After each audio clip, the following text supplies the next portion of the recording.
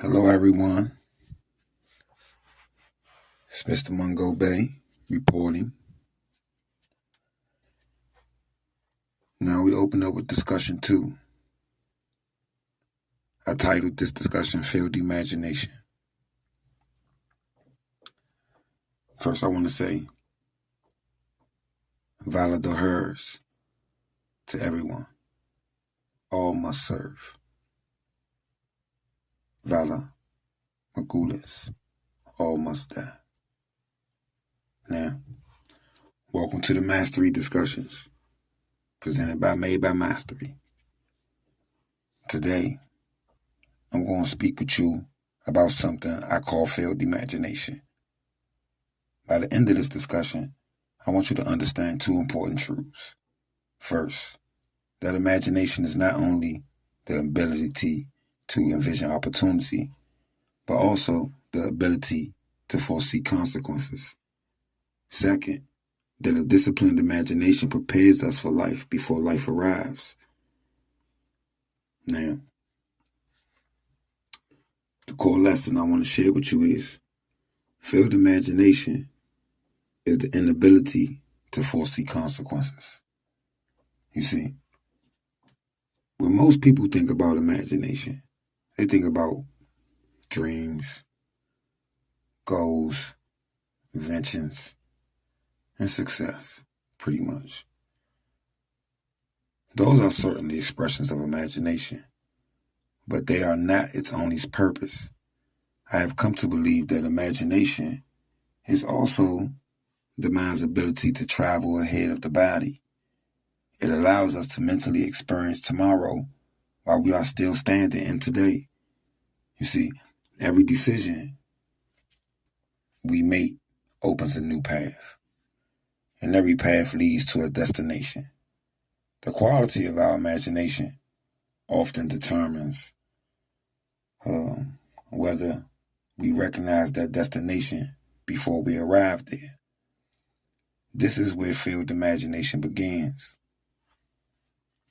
Now, failed imagination is not the absence of creativity. I wouldn't say that. It's the foresight. It's the absence of foresight. It occurs when we fail to consider the consequences of our choices before making them. Now, many painful experiences could have been softened, avoided, or completely prevented altogether if we had paused long enough to imagine where our actions might lead us. Now, that's why the book of Proverbs, my mother used to make me read Proverbs every day before I went to school, because sometimes I could be a troublesome child, right? But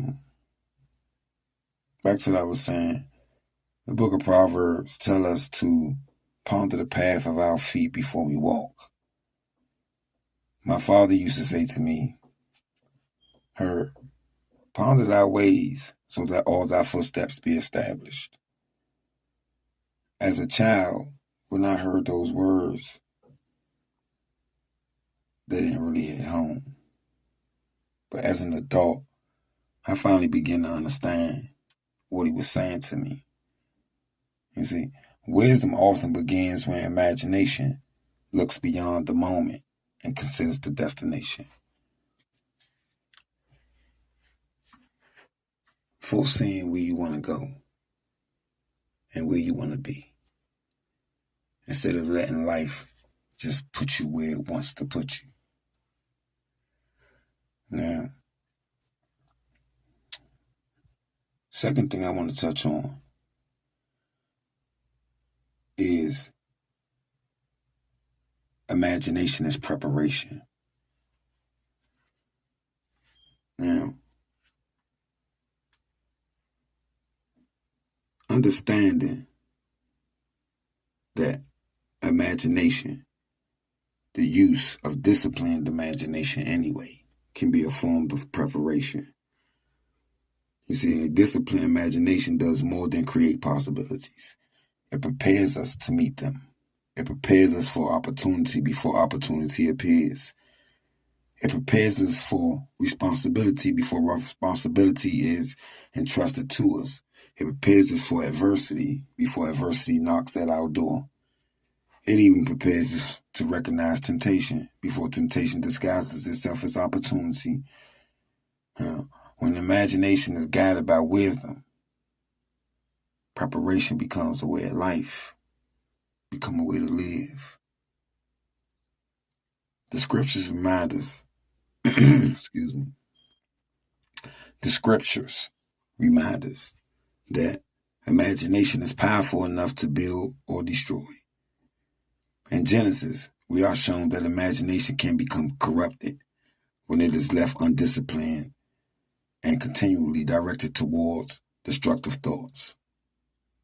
Because we know that thought precedes behavior, which leads to destructive behaviors. Now, that passage reminds me that imagination is never neutral. It always moves us towards something. The responsibility, therefore, is not merely to imagine, but to imagine wisely before making your next decision. Ask yourself, where this path going to lead me? What type of circumstances is it going to create? Now, before speaking your next words, imagine the effect they may have on another person or on yourself for that matter. Before taking your next step, ponder your ways so that your footsteps be established. And discipline your imagination so that you eliminate the mistakes before they are made. But it do greatly reduce the number of unnecessary ones. I promise you. So, with this lesson, I hope you have gained some insight on the proper way to use your imagination so that it don't appear as if your manifestations have failed or didn't crystallize or materialize, right? Take some time to sit, think, and visualize what it is you want and what it is you expect to bring forth. What result are you desiring? Now, before I end this discussion, how about we add an affirmation to further inspire? Today, I discipline my imagination with wisdom. I choose to look beyond the present moment and consider the consequences of my decisions before I make them. I prepare my mind for opportunity, responsibility, and diversity with equal diligence. I refuse to allow impulse to govern my choices or emotion to cloud my judgment. I ponder my ways before I walk them, and because I do, my footsteps become established. My imagination is guided by wisdom and strengthened by understanding and directed towards purpose. Every thought I cultivate prepares me for life, the life I am building. And with that said, I want to say, Valado hers, Valamagulas. All men must serve, and all men must die.